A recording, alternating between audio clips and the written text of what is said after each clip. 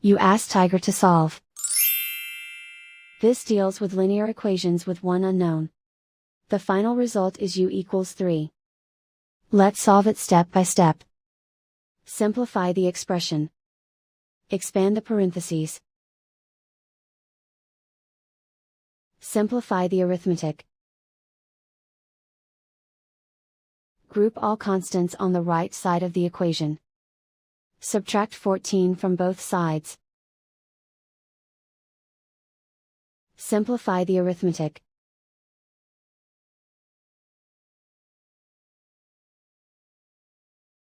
Isolate the u.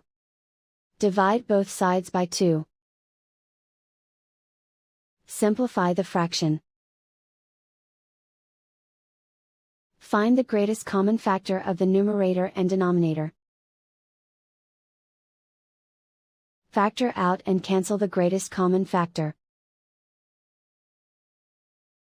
And so the final result is u equals 3.